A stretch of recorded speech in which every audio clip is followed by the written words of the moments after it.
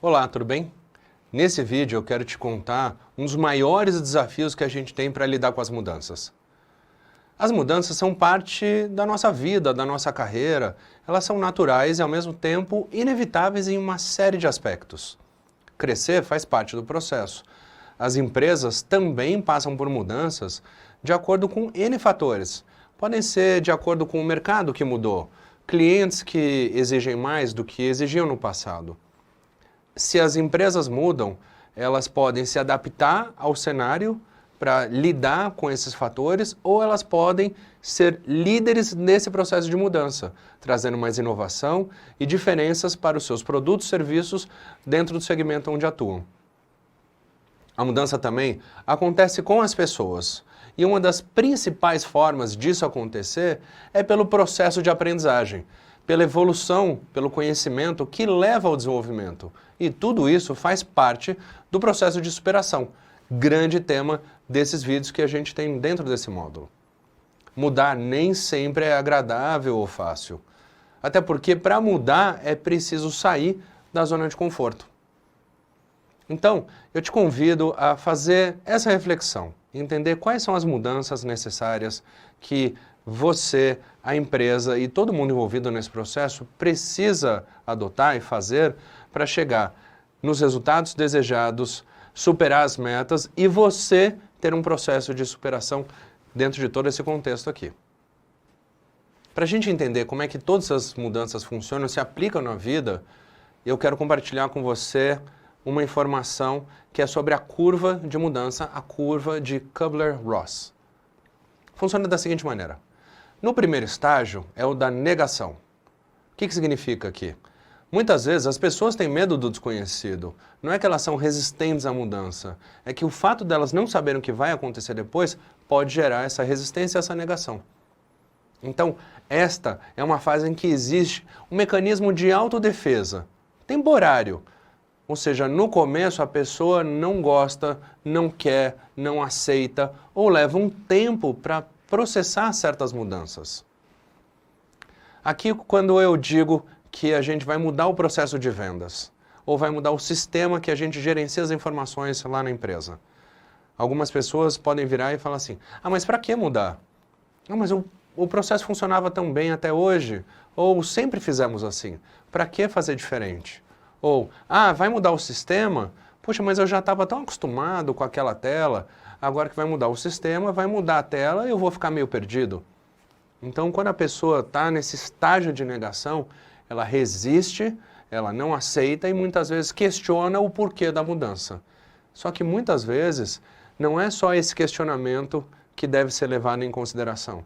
É entender o motivo pelo qual a gente faz ou pensa em fazer essa mudança. A gente precisa tirar essas pessoas do estágio de negação. A esse respeito, a pessoa pode, por exemplo, não querer acreditar no que está acontecendo ou não entender o motivo da mudança. Ficar presa ao passado. Isso pode fazer com que esta pessoa demonstre muita resistência. Então, para isso, é fundamental criar um alinhamento. Todo mundo conectado na mesma página, com o mesmo propósito, para a gente manter o foco dessa pessoa ou da equipe e conseguir avançar nesse processo de mudança. Já no segundo estágio, aqui a gente sai da negação e vai para o ponto da frustração. Aqui é algo que a gente tem que estar muito atento, porque quando a pessoa percebe que ela vai mudar o jeito que ela trabalha, tem que adotar práticas novas, conhecimentos diferentes, comportamentos que são distintos do que ela já estava acostumada, a gente pode encontrar diferentes reações. A pessoa pode ficar brava, ou com raiva, gritar, espernear, ter reações explosivas até. Ou ela pode, por exemplo, procurar alguém para culpar.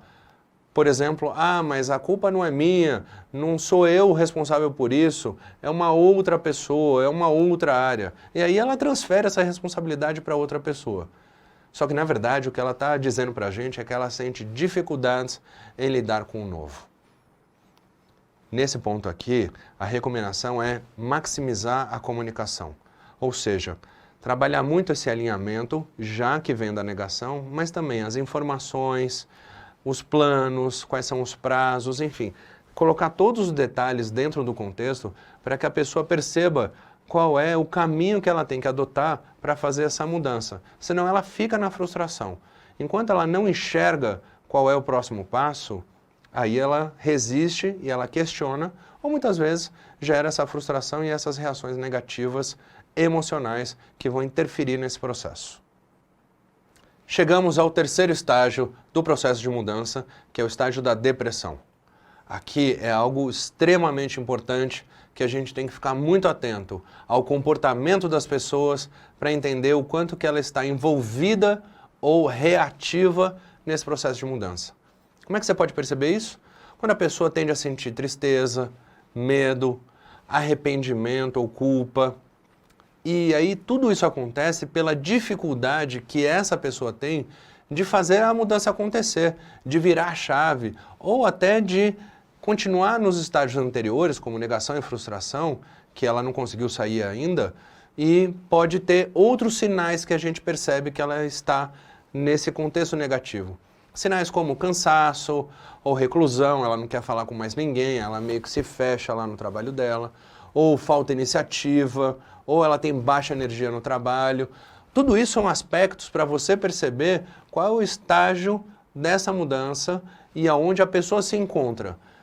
Esse ponto é crítico, porque se a gente não conseguir ajudar essa pessoa a sair desse estágio de depressão, isso pode ter consequências negativas tanto para o lado pessoal quanto para o profissional. A recomendação aqui é o envolvimento direto das lideranças, os gestores e gestoras apoiando esses liderados, apoiando essas pessoas a trabalhar essa mudança, reforçando a motivação e a razão pela qual essa mudança é tão necessária. De novo, mudar nem sempre é fácil, mas só que se a pessoa está nesse estágio de depressão, ela está num momento muito delicado e que ela precisa muitas vezes de orientação, ajuda, suporte. Então, qual é o papel da liderança nisso? Envolvimento direto para ajudar a sair dessa fase e ir para a próxima etapa necessária nessa curva da mudança. Agora a gente começa a subir essa curva de volta, chegando ao quarto estágio, que é o da experimentação. Aqui é o resultado positivo da resposta que a pessoa coloca dentro da situação da mudança. Por exemplo, quando ela percebe que ela tem apoio para fazer a mudança necessária no jeito dela, de trabalhar, a confiança que ela adquire, seja pela mudança que ela percebe valor e resultado, mas também a relação de confiança com a liderança que ajudou dentro de todo esse estágio e nesse processo que a gente está acompanhando, a pessoa a promover as alterações na forma de trabalho e colocar de alguma maneira em prática esses novos conhecimentos, as habilidades que ela precisou desenvolver ou adotando ferramentas diferentes no trabalho para que de alguma maneira, experimentando resultados diferentes, essa pessoa ou essa equipe consigam promover o resultado diferente dentro desse novo cenário e diferente do que ela estava acostumada a atingir com aqueles padrões antigos ou que estavam funcionando até aquele momento da mudança. Nesse contexto, a liderança é fundamental para apoiar esse processo de desenvolvimento e transformação profissional. Desenvolver novas habilidades é o X da questão aqui nesse processo. E a partir do momento que a gente percebe esse cenário de mudanças e que o mercado mudou, os clientes mudaram e a nossa capacidade de resposta tem que ser diferente do que a gente fazia no passado, às vezes é necessário que você seja mais consultivo nas vendas, ou que você melhore as suas habilidades para negociar, ou que você traga inovação e criatividade para pensar em soluções diferentes que sejam relevantes e viáveis para os seus clientes. Ou seja, fazer coisas diferentes, trazer novas habilidades para você conseguir entregar os resultados desejados. Então, esse processo da experimentação é uma possibilidade de você trabalhar outras formas dentro do que você já tem de desafios, mas ao mesmo tempo testando coisas diferentes, testando novas abordagens, trazendo novas alternativas para a sua negociação. E aí, percebendo o resultado disso, entender dentro desse campo da experimentação o que funciona melhor ou o que não funciona tão bem, e aí você adotar essas novas abordagens ou novas formas de trabalhar a partir desse aprendizado, dessa experiência, para você seguir adiante. Chegamos ao quinto estágio dessa curva da mudança, que é o estágio da decisão. Significa que depois de todo esse processo de aprendizagem e crescimento e evolução, essa pessoa, ou você mesmo, começa a racionalizar e entender quais são os novos procedimentos ou os comportamentos diferentes e ao mesmo tempo necessários para que você mude o seu jeito de trabalhar e, em cima disso tudo, agregar novos conhecimentos ao que você já faz profissionalmente. Então, passou o tempo da experimentação e aqui nesse estágio você percebe o que funciona melhor e aí provavelmente você vai mudar algumas coisas na sua forma de vender, de negociar, de atender os clientes, para a partir disso, dessas melhores decisões, você percebe o que traz mais resultados e o que é mais produtivo. Só que aqui é muito, muito importante que você amplie o seu repertório. O que eu quero dizer com isso?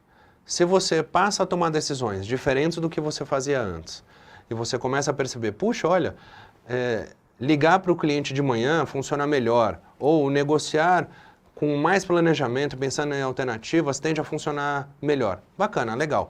Mas são aquelas novas experiências que você percebe que funcionam. O que você precisa? Ampliar teu leque de experiências. Então, recomendações. Conversar com outros vendedores, conversar com as lideranças, pegar outros exemplos, outras referências, para que você amplie o teu repertório. Teu repertório não só de argumentos, mas também as condições que você tem para melhorar a maneira como você trabalha. Ou seja, nesse estágio aqui, a partir do momento que você decide colocar essas mudanças na sua prática, na sua forma de trabalhar, a curva de aprendizado fica mais alta, a sua capacidade de realização também aumenta, e aí você vai perceber um sentimento positivo de realização. Olha, eu mudei e está dando mais certo, puxa que legal, né? Então isso estimula a gente a continuar nessas mudanças. Só que a questão aqui é que para mudar é preciso sair da zona de conforto. Mais do que isso, para se superar, a gente precisa ir além, a gente tem que ter atitude, coragem para promover essas mudanças, determinação para seguir em frente e, claro, enfrentar essas situações desafiadoras que, no nosso mundo de vendas, acontecem praticamente todos os dias. No final das contas, você não irá sair da zona de conforto, mas você tem que expandir a sua zona de conforto a partir desses novos conhecimentos, novas habilidades.